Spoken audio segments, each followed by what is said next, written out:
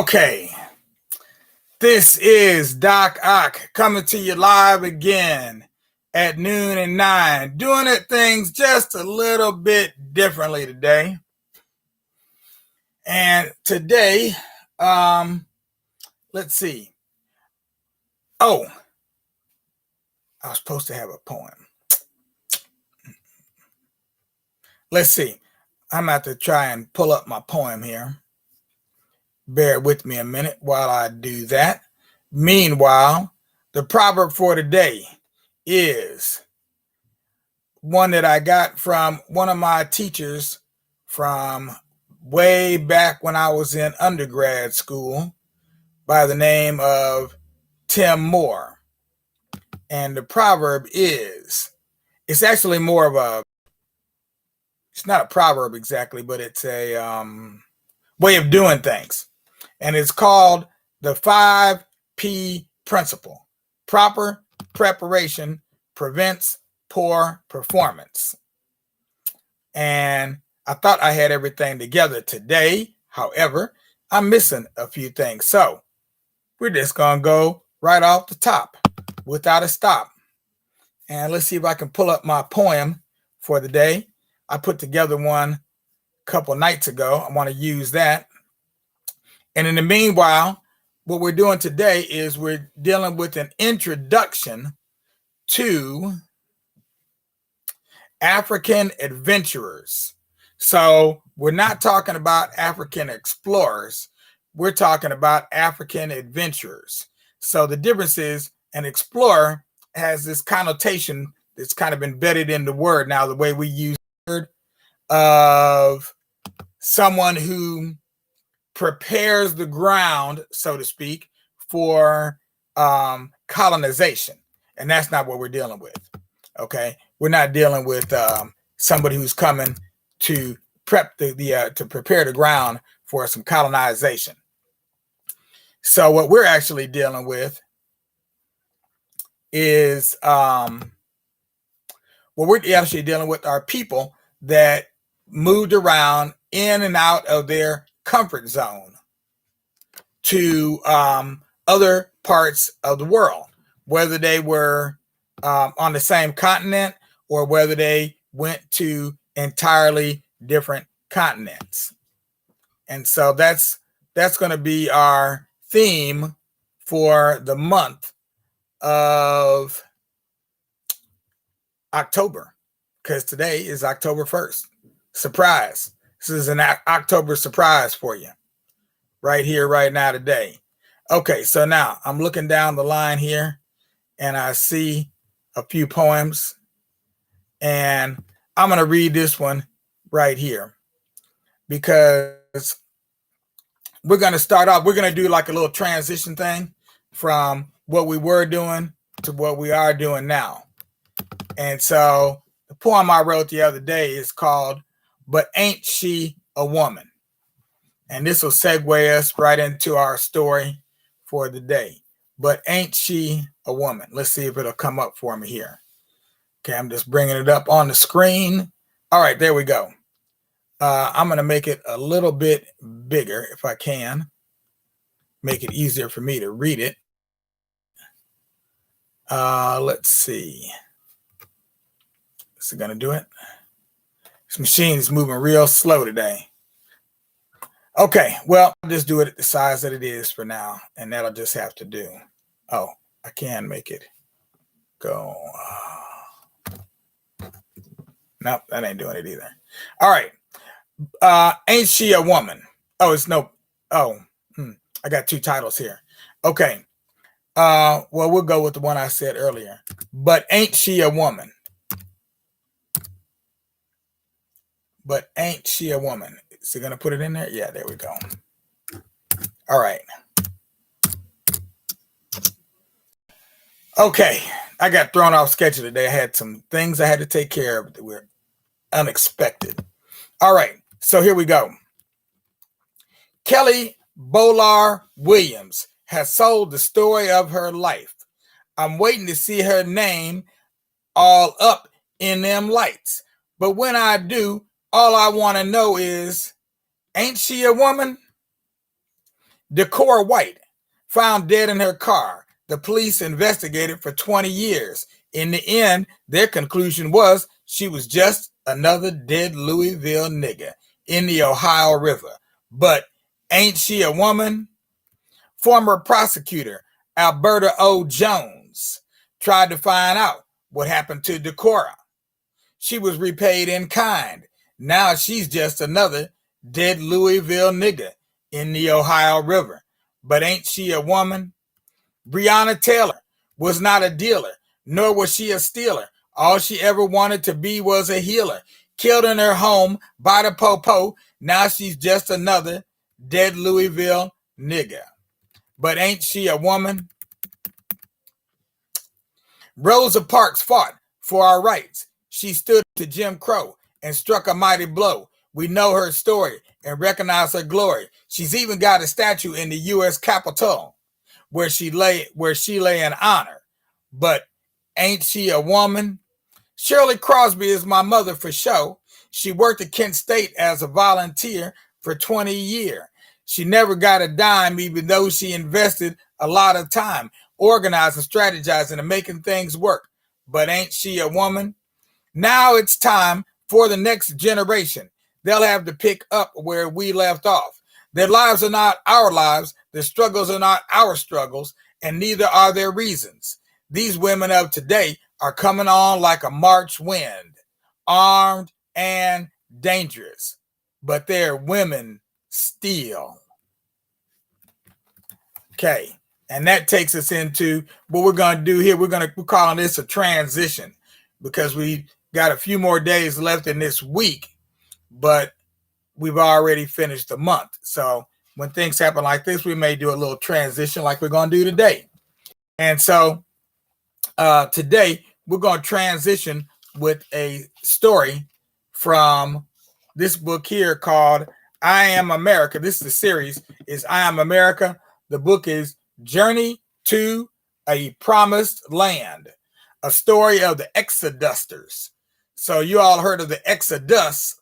Well, this is the Exodust because the places they moved to ended up being very dusty. In fact, they ended up calling it the Dust Bowl. Let me back up just a minute here. Well, we'll just go ahead and go from there. We'll just start there.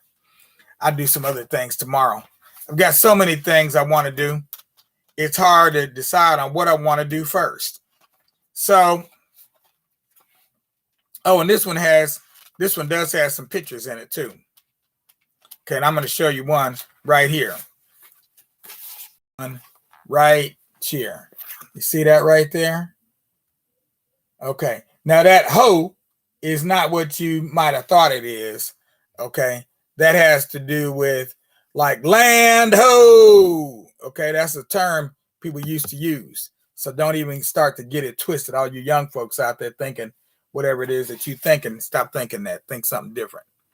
Okay. So hoe for Kansas. Brethren, friends, and fellow citizens, I feel thankful to inform you that the Real Estate and Homestead Association will leave here the 15th of April, 1878 in pursuit of homes in the southwestern lands of America at transportation rates cheaper than ever was known before. For full information, inquire of Benjamin Singleton, otherwise known as Pap Singleton. Number 5, North Front Street. Beware of speculators and adventurers. Ooh, he's using my word. As it is a dangerous thing to fall in their hands. Speculators, adventurers. Okay, well, surprise, surprise. I hadn't read that. It's a brand new book. I just got this one in. Nashville, Tennessee, March 18, 1878. So this is done in the form of a diary. And it's a diary of a young girl who is moving from wherever she started at. I'm not sure where she started at. All the way to, it says here, Hattie Jacobs has a secret dream to go to school to become a teacher. but her parents were formerly enslaved and are struggling to survive in Nashville, Tennessee. So she's already in the West, but they want to go further west, all the way out to Kansas. And this is the time, the setting is the time period is after Reconstruction, when the Jacobs family joins the Great Exodus of 1879, Kansas. Their journey in search of a better life is filled with danger and hardship. Will they make it to the Mississippi River unharmed? That's key, unharmed. What will be waiting for them in Kansas? And will it live up to their dreams? It's the storytellers who preserve a nation's history. But what happens when some stories are silenced? The I Am America series features fictional stories based on important historical events from people whose voices have been underrepresented, lost, or forgotten over time. And that's what we're trying to do. We're trying to revive some of those voices. Okay? So, April 5th, 1879, Dear Diary, we had a spelling bee at school today. Me and Josephine were tied for first at the end. Then Miss Banneker gave us the hardest word, chrysanthemum. Ooh, that is a hard word. I did right terrible with it. I lost my head after the R. Joe got it right, though. I'd have been mad if she weren't my best friend, but it's important that I get my spelling right if I'm to become a teacher. Oh my, I can't believe I just wrote that down. It's a good thing Bram can't read yet, because I haven't told that secret to anyone. But it is my deepest desire, Hattie. It was one of those late spring days when the world is bright and warm and everything feels possible. Hattie ran the 10 crowded blocks from the First Baptist AME church toward home, her heart pounding hard from excitement or the running, which she expertly dodged the dirty pools of water in the street, weaved past the butcher store that always smelled of blood, and ducked into a narrow alley.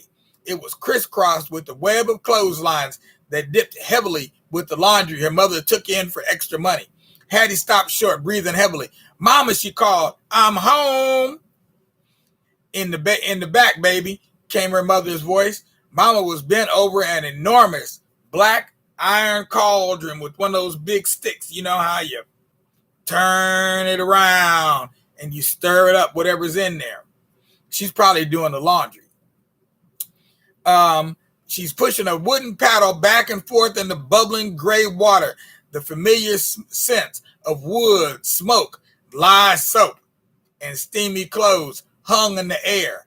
She saw Hattie and paused in her work, smiling. Hattie threw her arms around her mother in a quick hug, feeling those thin, strong arms wrapped around her like a comforting blanket. Mama, guess what? Miss Banneker picked me for the recital. I'm going to read a poem in front of everybody. Mama beamed with pride. Her rough hand cracked and hardened through years of work, stroked Hattie's cheek. Oh, baby, I'm so proud of you, she said. Will you come, Hattie asked.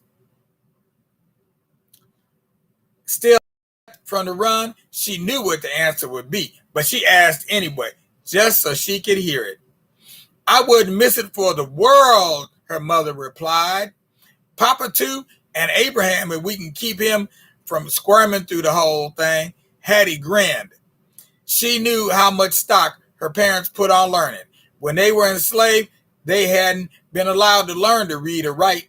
After the Civil War, one of the first things they'd both done was go to school. Speaking of your papa, he needs his lunch, and you do too. It's on the table. Another hug, and Hattie dashed through the narrow doorway at the end of the alley. She took the rickety stairs, two at a time, up to their small two-room apartment. The front room served as kitchen and dining room. The black iron cook stove took up most of the space, along with a table and chairs. The back room held a big, soft bed for Mama and Papa. Hidden beneath it was the trundle bed for Hattie and Abraham. Every day when school let out at noon, Hattie came home to take Papa his lunch. Mama always had the food carefully wrapped and waiting. Hattie grabbed the packet and sniffed. Biscuits and sausage, Hattie's favorite. Bye, Mama, she called. But Mama was bent over the tub again, wearily wiping sweat and steam from her forehead. Papa's blacksmith shop, a tiny building not much bigger than a shed, was down the street and around the corner. The words Jacobs and Son, blacksmith, were painted black above the wide double doorway. Abraham was only 3, but Papa had high hopes. Hattie was usually greeted with the ring of hammer against iron. Chicking, chicking. But today the shop was quiet. A horse she didn't recognize stood quietly in front, his expensive saddle gleaming in the midday sun. Maybe a new customer, Hattie thought. Nashville was a big town with lots of horses to shoe and wagons to fix. Everybody, black or white, knew Papa was a good blacksmith and an honest man. A white man Hattie had never seen before stood talking to Papa in the doorway. He was older, with long, greasy gray hair peeking out from a shapeless hat. Papa leaned against the door jamb, his huge arms crossed against his chest. General Anderson over at Magnolia Run is anxious to have you work for him again, the white man was saying. He sorely needs good blacksmiths. He told me personally how much he misses you. Is that so, Reese? Papa spoke slowly. I was his slave from the time I was 10 years old till man to Tennessee in 1864. That was 15 years ago. I ain't about to go back to that place. Reese's watery blue eyes narrowed. Hattie held her breath, clutching the packet to her stomach. Reese pulled a grubby envelope out of his pocket. He still wants to hire you against my better judgment. He smirked as Papa opened the envelope and began. This is a big order, he said. Finally, Reese's eyes widened in surprise. Hattie realized with a start that he hadn't expected Papa to know how to read. I require half payment up front, Papa said, his tone polite. I think $5 is fair. Without a word, Papa calmly straightened up to his full height of 6'2", his blacksmith arms like small tree trunks against his sides. Reese sputtered and mumbled curses, but handed Papa a handful of crumpled bills and coins. You're short 50 cents, Reese, Papa said. You'll get the rest when you're done, he shouted. Papa gazed at him. Then he picked up the huge iron hammer resting against the side of the shop. His forearms bulged as he casually swung it up and rested it on one shoulder. Reese glared at Papa with such hatred that it seemed to pour out of him. After a moment, he turned on his heels and took off. Hattie sighed with relief as she slid her hand into Papa's large, rough one. Papa smiled down and gave her hand a comforting squeeze. Gotta keep an eye on that Reese, he said, watching Reese ride away. He's the general's head assistant, and he's rotten to the core. Shaking his head, he wiped his hands on a rag from his back pocket. They found a patch in front of the shop for their picnic. Between bites, she told her father the good news. I'm right proud of you, Papa exclaimed, wiping biscuit crumbs from his mouth. He glanced up as a shadow fell across them. More company, he said under his breath. Hattie looked up too, worried that Reese had come back, but the elderly black man who stood in front of them was nothing like the watery-eyed Reese. He was well dressed in a crisp suit with long iron gray hair that curled in waves to his shoulders. He smiled and held out his hand to Papa. Nat Jacobs, I'm Benjamin Singleton. Folks call me Pap. I've been anxious to speak to you. Papa sat down his biscuit with a puzzled expression on his face, stood up to shake Singleton's hand. Do you need a blacksmith? Singleton chuckled. I don't, but I know of many who do. He pulled a paper out of his pocket and handed it to Papa. What is this? Papa asked. And that's the paper I showed you earlier. That's a bill, an ad bill, talking about going out west. It's a flyer I made up last spring, Singleton replied. You know things are bad for the black man here in the South. It wasn't so bad during Reconstruction when Union troops kept order. Now that they've gone, things are getting worse. There's been more lynchings here around here than ever. Men who speak out disappear. White landowners force black farmers to rent their land at inflated prices.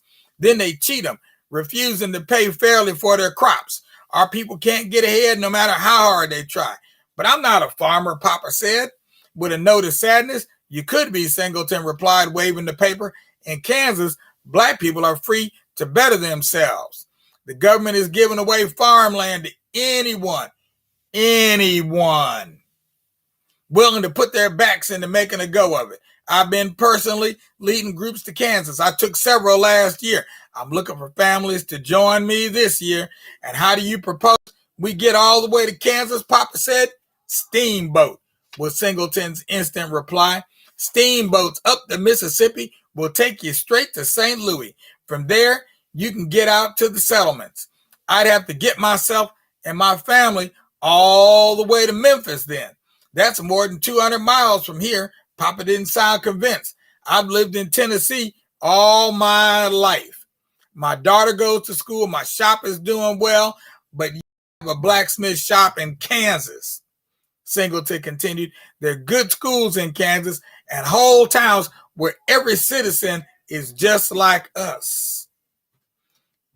Everyone? Papa shook his head. Thank you for seeking me out, he said, but I'm not interested in uprooting my family for a wild dream. Singleton nodded. I understand. The two men shook hands and Singleton tipped his hat to Hattie, who was now standing next to her papa. Good day, miss, he said.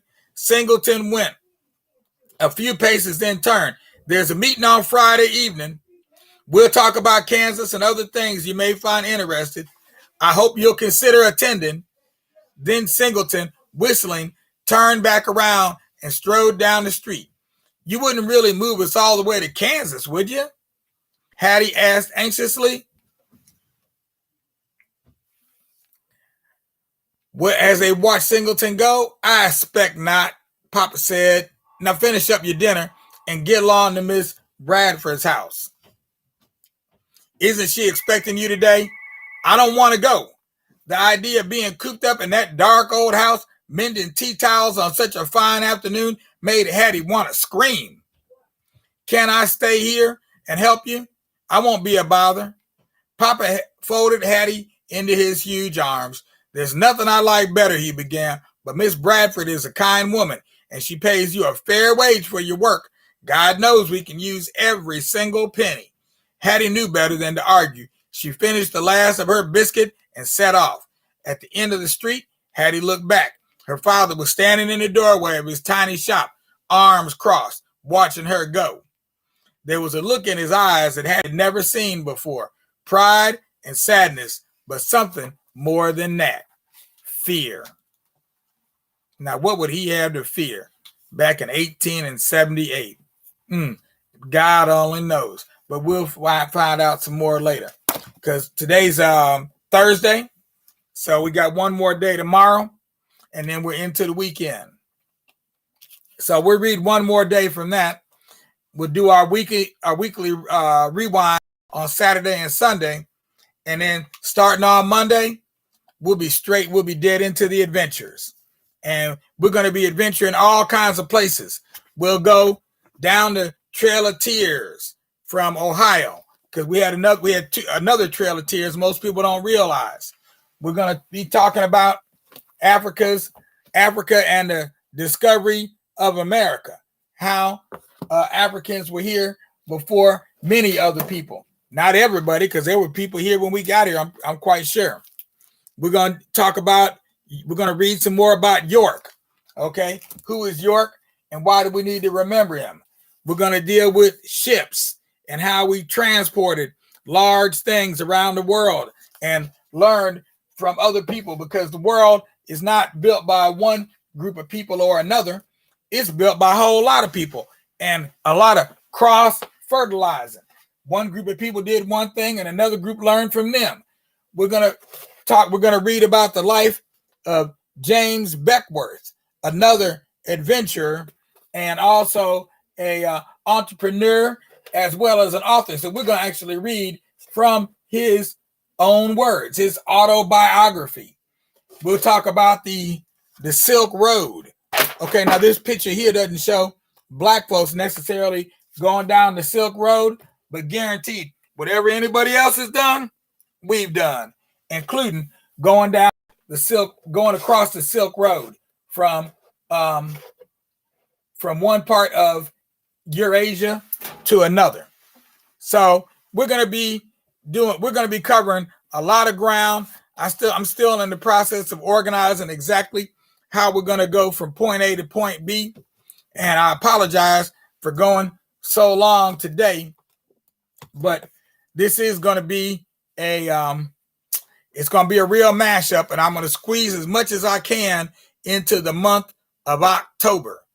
And then we'll move into the month of November. And I've got a very special program I'm working on for the month of November already. So make sure to stay tuned in. Send donations. You know how to do it. Down below, look for the little gold logo down there. You can, or the link. Look for the link down there. You can make a donation on Facebook. You can make donations on our webpage using GoFundMe. Or if you like, you can send money directly to kkhemet@gmail.com. And I try to keep our live streams a little bit shorter in the future. Today's did go over, but I feel like we did cover some good ground. So we're off to a good start. All right. So peace and blessings out there. We'll see you again tonight because we will be black here at 9 p.m.